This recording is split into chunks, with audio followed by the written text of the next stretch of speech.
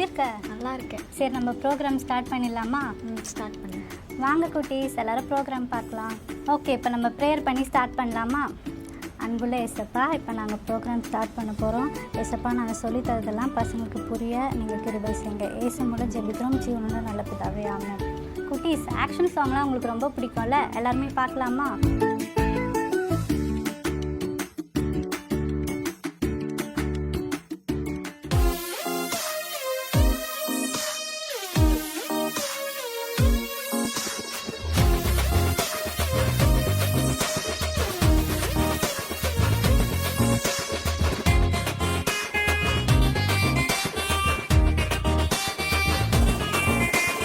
ஆத்துல ஒரு காலு சேத்துல ஒரு காலு வைக்காம பாரு உயர்த்துவாரு மேலே. ஆத்துல ஒரு காலு சேத்துல ஒரு காலு வைக்காம பாரு உயர்த்துவாரு மேலே. மத்தேயு 7:7 கேளு, நீ கேட்பதெல்லாம் கிடைக்குமே பாரு. மத்தேயு 7:7 கேளு, நீ கேட்பதெல்லாம் கிடைக்குமே பாரு. வழியும் அவரே, சத்தியம் அவரே, ஜீவனும் அவரே. வழியும் அவரே, சத்தியம் அவரே, ஜீவனும் அவரே. ஆத்துல ஒரு காலு சேத்துல ஒரு காலு வைக்காம பாரு உயர்த்துவாரு மேலே. ஆத்துல ஒரு காலு சேத்துல ஒரு காலு வைக்காம பாரு உயர்த்துவாரு மேலே.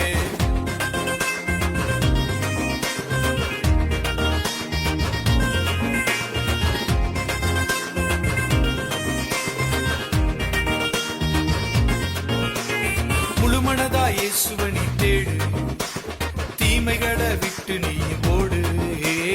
முழுமனதா இயேசுவை நீ தேடு, தீமைகளை விட்டு நீ ஓடு. பொய் வேண்டாம், புகழ் வேண்டாம், பெருமை வேண்டாமே. பொய் வேண்டாமே, புகழ் வேண்டாமே, பெருமை வேண்டாமே. ஆத்துல ஒரு காலு சேத்துல ஒரு காலு வைக்காம பாரு உயர்த்துவாரு மேலே. ஆத்துல ஒரு காலு சேத்துல ஒரு காலு வைக்காம பாரு உயர்த்துவாரு மேலே. ஆக்ஷன் சாங் பார்த்தீங்களா? நல்லா இருந்துச்சா? இப்போ ஆக்டிவிட்டி பார்க்கலாமா?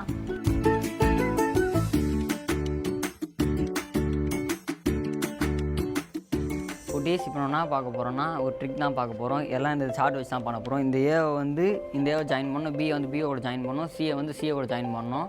இப்போ இதை வந்து எப்படி இந்த ஏ வந்து ஏவோட ஜாயின் பண்ணும்போது பி வந்து இன்டர்செக்ட் ஆகக்கூடாது. இந்த லைனுக்கும் இந்த லைனுக்கும், ஓகேவா? இப்போ வந்து இந்த அக்கா பண்ணுவாங்க பாருங்கள். அக்கா பண்ணுங்கள்.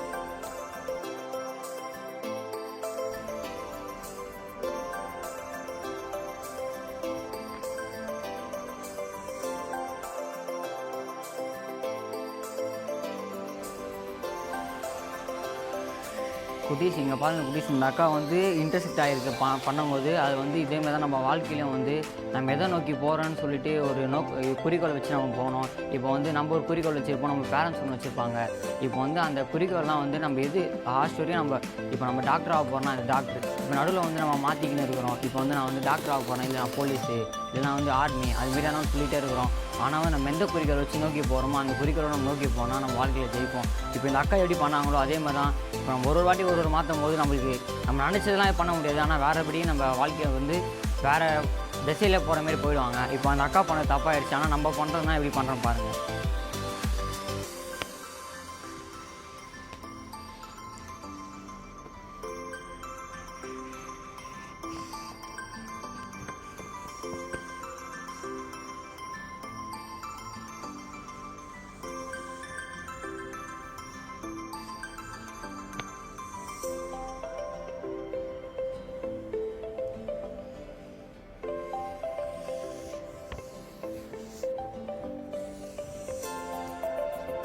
பார்த்தீங்கன்னா ப்ளீஸ், இப்போ அண்ணா வந்து இன்டர்செக்ட் ஆகாமல் பண்ணேன்.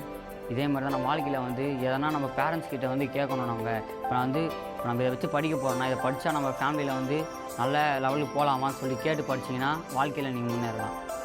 எல்லோரும் ஆக்டிவிட்டி பார்த்தீங்களா? இப்போ நம்ம ஒரு சில டிப்ஸ் கேட்கலாமா?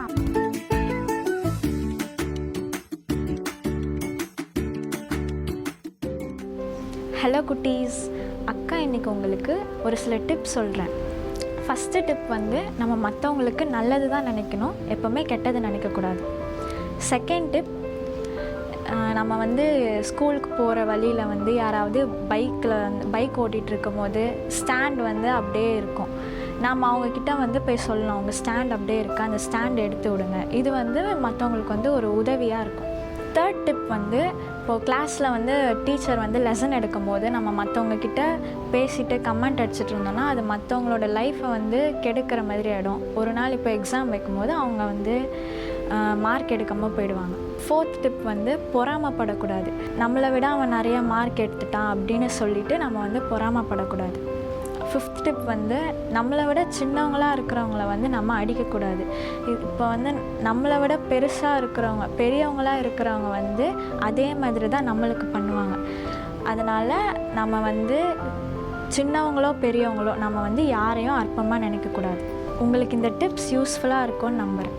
இந்த டிப்ஸ் உங்களுக்கு ரொம்ப பிரயோஜனமாக இருக்கும்னு நம்புகிறேன். இப்போ நம்ம ஒரு கேம் பார்க்கலாம்.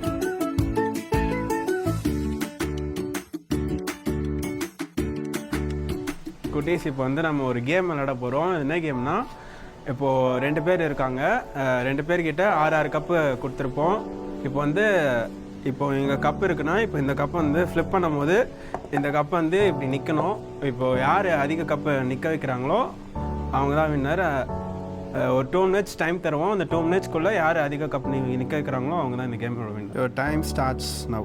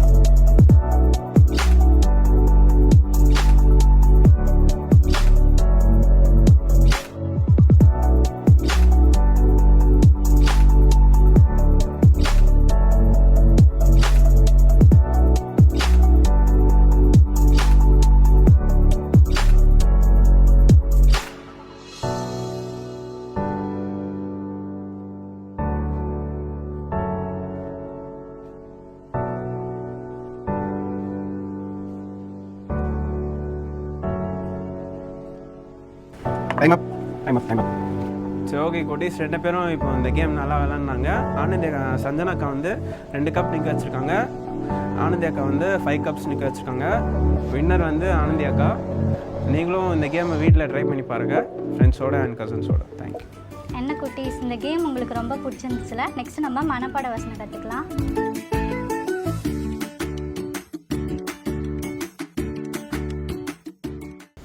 மனுஷன் எதை விதைக்கிறானோ அதையே அறுப்பான்.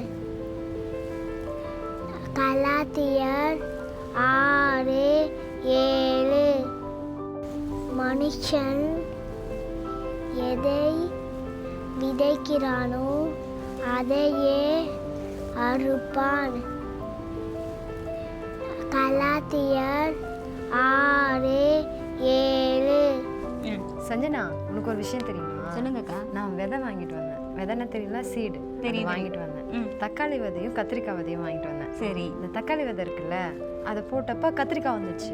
அந்த செடி வளர்ந்து கத்திரிக்காய் வந்துச்சு அதில். அப்புறம் கத்திரிக்காய் விதை போட்டேன்னா அதுல இருந்து தக்காளி வந்துச்சு. தெரியுமா உனக்கு? எப்படிக்கா வந்துச்சு சஞ்சனா. அது எப்படிக்கா தக்காளி வகையில கத்திரிக்காய் வரும், கத்திரிக்காய் வகையில தக்காளி வரும்? கண்டுபிடிச்சிட்டியா? இந்த அளவுக்கு உனக்கு ஞானம் இருக்கா? சரி சஞ்சனா, எப்படி தக்காளி விதை போட்டால் தக்காளி தானே வரும்? ஆமாம். கத்திரிக்காய் விதை போட்டால் கத்திரிக்காய் தானே வரும்? அப்போ 2 மாற்றி மாற்றி வராதுல்ல? வராது. அந்த மாதிரி தான் மனுஷன் வந்து எதை விதைக்கிறானோ அதை தான் இருப்பான். புரிஞ்சுதா? புரிஞ்சுதா குட்டீஸ்? பார்த்தீங்களா எப்படி நம்ம தக்காளி விதை போட்டால் தக்காளி வருவோம், கத்திரிக்காய் விதை போட்டால் கத்திரிக்காய் வருவோம். அதே போல் தான் நம்ம நன்மை செஞ்சோன்னா நன்மை கிடைக்கும், நம்ம தீமை செஞ்சோன்னா தீமை கிடைக்கும். அதனால் நம்ம எதை செஞ்சாலும் அதை யோசித்து நன்மையாக தீமையானு யோசித்து செய்யணும். சரிங்களா குட்டீஸ்? இப்போ இந்த வசனத்தை கூட நம்ம ஒரு பிக்சர் மெத்தடில் கற்றுக்கலாம். பாருங்க, மனுஷன் எதை விதைக்கிறானோ அதையே அறுப்பான். கலாத்தியர் 6:7. மனுஷன் எதை விதைக்கிறானோ அதையே அறுப்பான். கலாத்தியர் 6:7. என்ன குட்டீஸ், இது கற்றுக்க உங்களுக்கு ஈஸியாக இருந்ததா? இந்த மெத்தடில் நீங்கள் கற்றுக்கிட்டா இந்த வசனத்தை ஈஸியாக சொல்லலாம். நீங்கள் உங்கள் ஃப்ரெண்ட்ஸுக்கிட்ட உங்கள் பேரண்ட்ஸ்கிட்ட இந்த வசனத்தை சொல்லி ஏசப்பாவை பற்றியும் ஷேர் பண்ணிக்கோங்க. பெக்கி, மனப்பாட வசனம் கவனிச்சியா? மனுஷன் எதை விதைக்கிறானோ அதையே அறுப்பான்னு வசனம் சொல்லி தந்தாங்க. ரொம்ப யூஸ்ஃபுல்லாக இருந்துச்சுல. சரி, இப்போ நாம் ஸ்கிட் ஒன்று பார்க்கலாம்.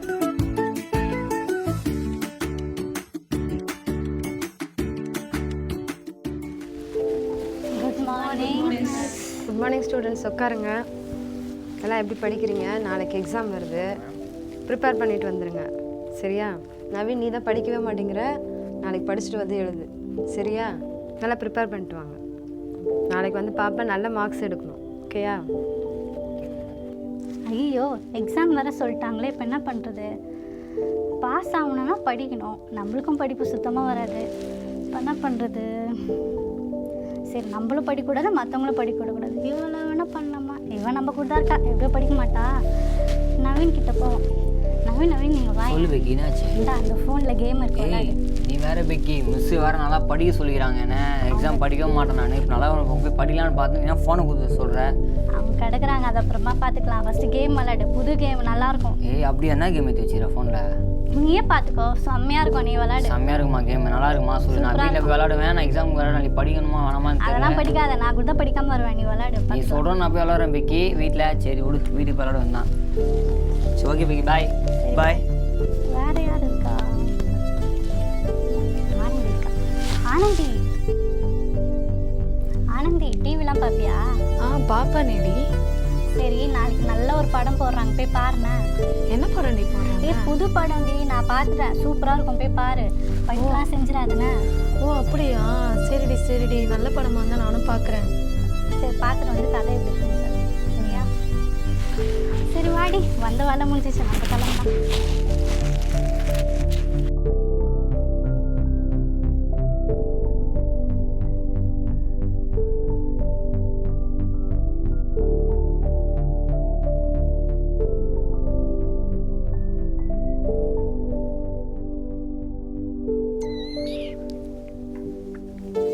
டேய், என்னடா பண்ணுற? பா சொல்லுங்கப்பா. என்ன பண்ணுற? கேம் விளையாடிருக்கேன்ப்பா. நாளைக்கு எக்ஸாம் தானே உனக்கு? நாளைக்கு எக்ஸாம் தான்ப்பா. இப்போ தான்ப்பா ஸ்கூலில் ஃபுல்லாக படிச்சுட்டு வந்தேன். இப்போ கொஞ்ச நாள் கேம் விளையாடா ஸ்கூலில் மைண்ட் படிச்சா வீட்டில் படிக்கக்கூடாதா? இல்லைப்பா, கொஞ்ச நாள் தான்ப்பா கேம் விளையாட போகிறேன். அதுதான்ப்பா. நீ புக் எடுத்து படிப்பா, நாளைக்கு எக்ஸாம்ப்பா. சரிப்பா, படிக்கிறேன்ப்பா. சரிப்பா.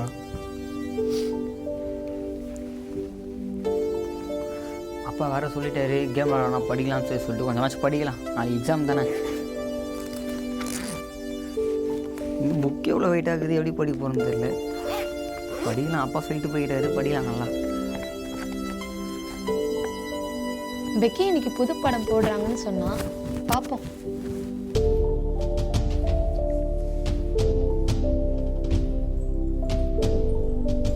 மா, என்னம்மா பண்ணிட்டு இருக்கேன்? புது படம் பார்த்துட்டு இருக்கேம்மா. நாளைக்கு எக்ஸாம் வச்சுட்டு என்னம்மா படம் பார்த்துட்டு இருக்கேன் நீ? இல்லைம்மா, புது படமா, என் ஃப்ரெண்டு கூட நல்லா இருக்குன்னு சொன்னாம்மா. அதெல்லாம் இருக்கட்டும்மா, இங்கே இவ்வளோ கஷ்டப்படுறாங்கல்ல. நாளைக்கு எக்ஸாம், நீ புக் எடுத்து படிக்கிற வேலையை பாரு. சரியா? சே, அம்மா வேற படின்னு வேற சொல்லிட்டாங்க. சரி, நம்ம படிப்போம்.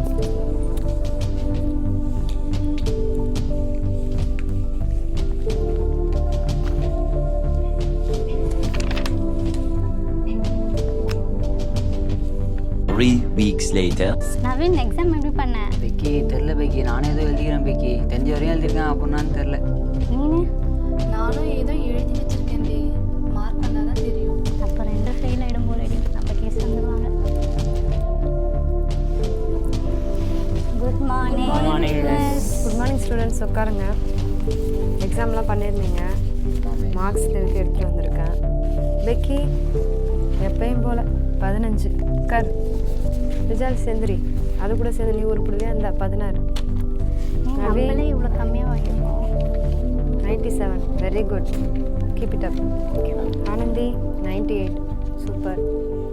சரி, நல்லா பண்ணியிருந்தீங்க.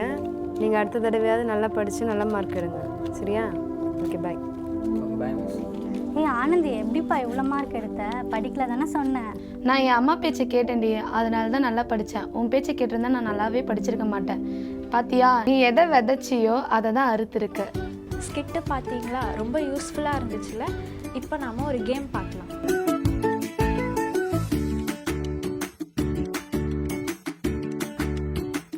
குட்டீஸ், இப்போ நம்ம வந்து ஒரு குவிஸ் கேம் விளையாட போகிறோம். இப்போது இந்த குவிஸ் கேமோட ரூல்ஸ் அண்ட் ரெகுலேஷன் வந்து நம்ம நவீன் அண்ணா சொல்ல போகிறாங்க. ரூல்ஸ் பார்க்கலாமா? ரூல்ஸ் என்னன்னா, இப்போ இமேஜ் வந்து உங்களுக்கு போடுவாங்க. அந்த இமேஜ் வந்து நீங்கள் கண்டுபிடிக்க 5 செகண்ட்ஸ் டைம் தருவாங்க. கண்டுபிடிச்சோடனே திருப்பி ஆன்சர் வந்து உங்களுக்கு நெக்ஸ்ட் இமேஜில் போடுவாங்க. ஓகே குட்டீஸ், இப்போ வந்து நம்ம ஃபர்ஸ்ட் லைட் பார்க்கலாம்.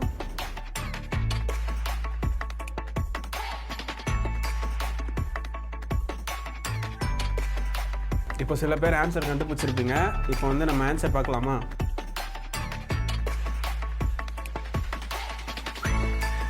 ஓகே குடி, செகண்ட் ஸ்லைட் பார்க்கலாமா?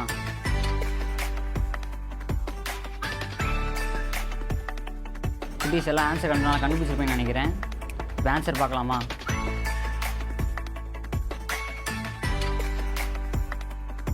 ஓகே குட்டீஸ், இப்போ நம்ம வந்து தேர்ட் ஸ்லைட் பார்க்கலாம்.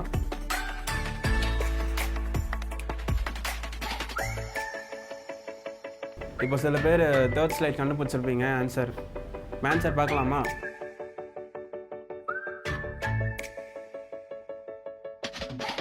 ஓகே குட்டீஸ், ஃபோர்த் ஸ்லைட் பார்க்கலாமா?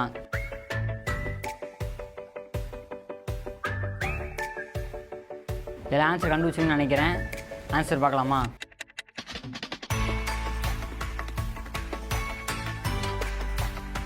ஓகே குட்டீஸ், இப்போ வந்து நம்ம ஃபிஃப்த் ஸ்லைட் பார்க்கலாம்.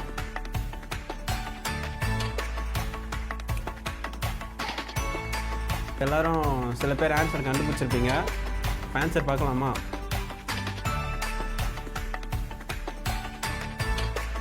ஓகே குட்டீஸ், எல்லாம் நல்லா பார்த்தீங்களா? ஆன்சர் கண்டுபிடிச்சிங்களா? எல்லாம் கேம் நல்லா விளாட்னீங்கன்னு நினைக்கிறேன். ஆன்சர் தெரியாதவங்களாம் இப்போ நல்லா கண்டுபிடிச்சிருப்பீங்க. எல்லாம் நல்லா வெரி குட், நல்லா விளாட்னீங்க. என்னப்பா கேம் பார்த்தியா? எத்தனை கண்டுபிடிச்ச? 3 கண்டுபிடிச்சேன். சூப்பர்ப்பா. என்ன குட்டீஸ், நீங்களும் நிறைய கண்டுபிடிச்சிருப்பீங்கன்னு நம்புகிறேன். நெக்ஸ்ட் நம்ம ஒரு ஸ்டோரி பார்க்கலாம்.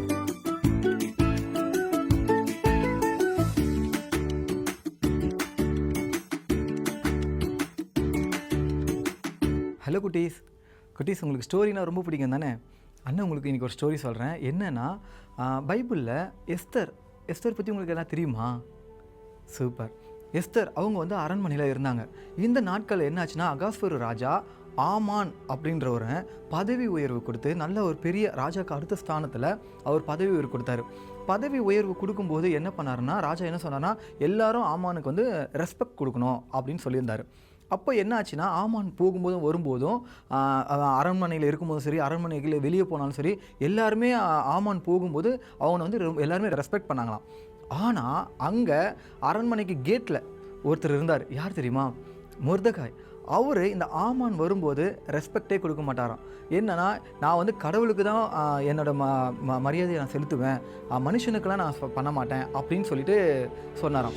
இதை பார்த்த உடனே ஆமானுக்கு ரொம்ப கோபம் வந்துருச்சான். இந்த மொர்தெகாய் என்னை மதிக்கவே மாட்டேங்கிறான், என்னை வந்து பணியவும் மாட்டேங்கிறேன், என்னை வணங்கவும் மாட்டேங்கிறான் அப்படின்னு சொல்லிட்டு ரொம்ப கோபம் வந்தோடனே என்ன பண்ணலாம் அப்படின்னு யோசிக்கும்போது, இந்த மொர்தெகாயையும் நான் வந்து கொல்லணும், இவனை சார்ந்த அந்த ஜனங்களையும் நான் கொல்லணும் அப்படின்னு சொல்லி ஆமான் வந்து ஒரு திட்டம் பண்ணானாம். இந்த மொர்தெகாய் அப்படின்றவர் வந்து யூதர். எஸ்தர் அவங்க எங்கே அரண்மனையில் இருக்காங்களே, அவங்களும் பார்த்தீங்கன்னா ஒரு யூத குலத்தை சார்ந்தவங்க தான்.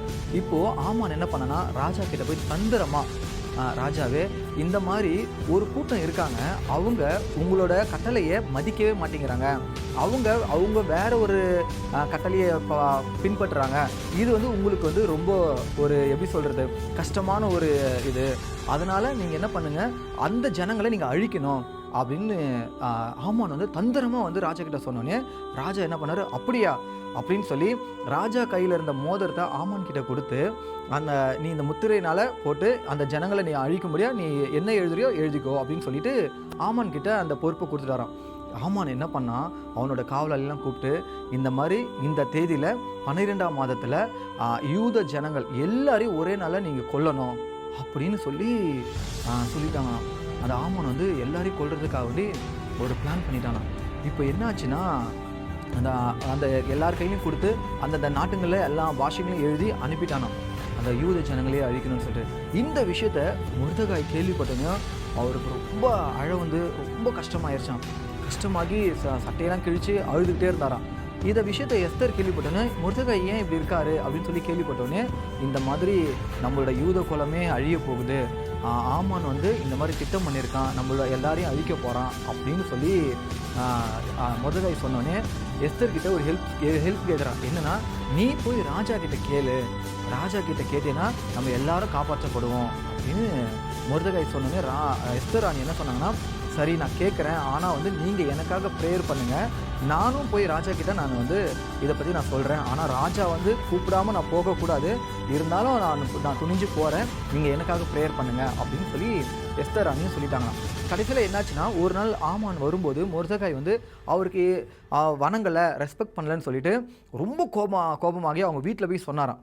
உடனே வீட்டில் இருக்கிறவங்க ஆமான் எல்லாருமே ஒரு திட்டம் பண்ணாங்களாம், மொர்தெகாயை சீக்கிரமாக நான் என்ன பண்ண போகிறேன், தூக்கில் போட போகிறேன் அப்படின்னு சொல்லி ஒரு தூக்கு மரத்தை ரெடி பண்ணிட்டாங்களாம்.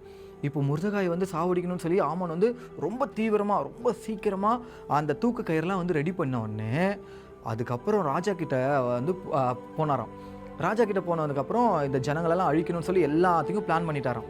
கடைசியில் இப்போ எஸ்தர் வந்து ராஜா கிட்ட போகும்போது, ராஜாவே இந்த மாதிரி நான் உங்களுக்கு ஒரு விருந்து ஆயத்தம் பண்ணியிருக்கேன், நீங்களும் ஆமானும் வரணும் அப்படின்னு சொல்லி கூப்பிட்டாங்களாம். ராஜாவும் அதுக்கு சம்மதிச்சு 2 பேருமே போனாங்களாம்.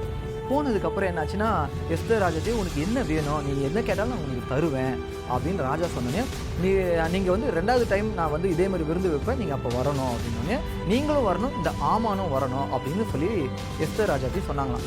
அப்போது சரி வரோம் அப்படின்னு சொன்ன உடனே அடுத்த நாள் இதே மாதிரி எஸ்தர் ராணி என்ன பண்ணாங்களாம், அவங்களுக்கு அந்த விருந்து கொடுத்தாங்களாம்.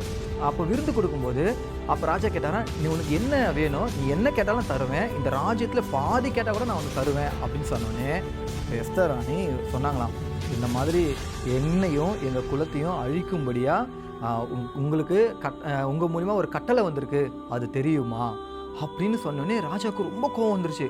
அப்படி யார் இந்த மாதிரி காரியத்தை செஞ்சுது அப்படின்னு சொல்லி ராஜாவுக்கு கோவம் வந்தோடனே உடனே எஸ்தர் ராணி என்ன சொன்னாங்கன்னா, இந்த ஆமான் தான் எங்களை அழிக்கும்படியா, எங்கள் ஜனத்தை அழிக்கும்படியா உங்களுடைய மோதிரத்து மூலமாக ஒரு கட்டளையை இது பண்ணியிருக்கான் அப்படின்னு சொன்னோன்னே ராஜாவுக்கு ரொம்ப கோபம் வந்து வெளியே உடனே போயிட்டாரான். உடனே ஆமானுக்கு அப்படியே நடுங்கிருச்சான். நடுங்கின உடனே எஸ்தர் ராணிக்கிட்ட போய் காலில் விழுந்து என்னை காப்பாற்றுங்க அப்படின்னு சொன்ன உடனே அதுக்கப்புறம் ராஜா உள்ளே நுழைஞ்ச உடனே பார்க்குறாரு, ஆமான் என்ன இவன் இப்படி பண்ணிட்டு இருக்கிறா அப்படின்னு சொல்லிட்டு இவனை பிடிங்க அப்படின்னு சொன்னோடனே அப்போது ராஜாவோட காவலாளிங்க சொன்னாங்களாம், இந்த மாதிரி மொர்தெகாயை வந்து கொல்லும்படியாக அவனை தூக்கு மரம் ரெடி பண்ணியிருக்கான் அப்படின்னு சொன்னோடனே உடனே ராஜா சொன்னாராம், அவனை ஆமானை எடுத்துகிட்டு போய் அந்த தூக்கு மரத்தில் போடுங்க அப்படின்னு சொல்லி அவனை அந்த தூக்கில் போட்டு அவன் இறந்துட்டான் ஆமான். ஆனால் இந்த நாளில் இந்த மாதிரி மொர்தெகாய் என்ன பண்ணியிருக்கான்னா, ராஜாவுக்கு ஒரு சூழ்நிலையில் ஹெல்ப் பண்ணியிருக்காரு. என்னென்னா, ராஜாவை கொல்லும்படியாக ஒரு 2 பேர் வந்து வரும்போது, ஆனால் ராஜாவை கொல்றதுக்கு ஆள் வராங்கன்னு சொல்லி ராஜா கிட்ட சொல்லி அந்த ராஜாவை காப்பாற்றின உடனே, அந்த 2 பேர் காப்பாற்றின உடனே இவங்க ராஜா என்ன பண்ணார், மொர்தெகாய்க்கு ஆமான் கிட்ட இருக்கிற எல்லா உரிமையும் மொர்தெகாய்க்கு கொடுத்தாங்க. குட்டீஸ், இதுலேருந்து என்ன தெரியுதுன்னா, நம்ம நல்லது செஞ்சோம்னா மற்றவங்களுக்கு நமக்கு நல்லது தான் வந்து சேரும். நம்ம அடுத்தவங்களுக்கு கெட்டது செஞ்சோம்னா நமக்கும் கெட்டது தான் வரும். சரியா குட்டீஸ்? நீங்களும் என்ன பண்ணுங்கன்னா, அடுத்தவங்களுக்கு நல்லது செய்யுங்க. நம்ம எதை விதைக்கிறோமோ நம்ம அதை தான் அறுப்போம். சரியா குட்டீஸ்? ஸ்டோரி பார்த்தீங்களே, ரொம்ப யூஸ்ஃபுல்லாக இருந்துச்சுல்ல. நீங்களும் இனிமேல் நல்லது தான் செய்யணும், கெட்டது செய்யக்கூடாது. போன எபிசோடில் பைபிள் பற்றி நம்மளுக்கு சொன்னாங்களே, இந்த எபிசோடில் பைபிளில் ஒரு விஷயம் பற்றி நமக்கு சொல்ல போகிறாங்க. பார்க்கலாமா? பார்க்கலாம் பிக்கி.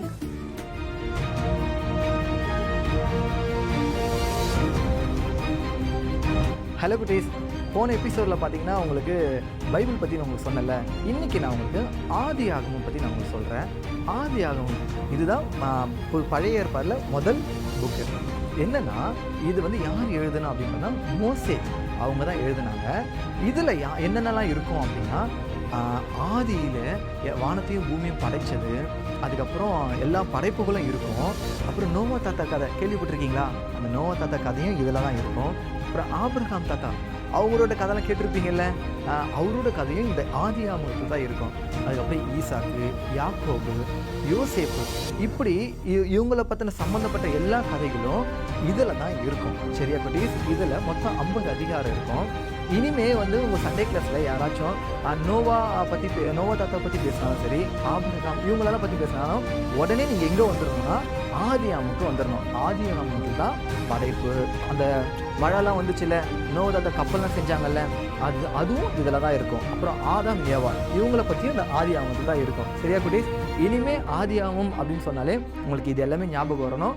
வேறு ஏதாச்சும் சொன்னாலும், அதாவது நோவா, ஆபிரகாம், ஈசாக்கு, யோசேப்பு அப்படின்னு சொன்னாலும் உங்களுக்கு ஆதி ஆகமம் ஞாபகம் வரணும். இது யார் எழுதுனா? மோசே. Very good. ஸோ இப்போ உங்களுக்கு ஆதி ஆகமம் பற்றி உங்களுக்கு நல்லா தெரிஞ்சிருச்சு. நான் அடுத்த எபிசோடில் அடுத்த இது நான் உங்களுக்கு சொல்கிறேன். சரியா குட்டீஸ்? என்ன குட்டீஸ், உங்களுக்கு இந்த ப்ரோக்ராம் பிரயோஜனமாக இருக்கும்னு நான் நம்புகிறேன்.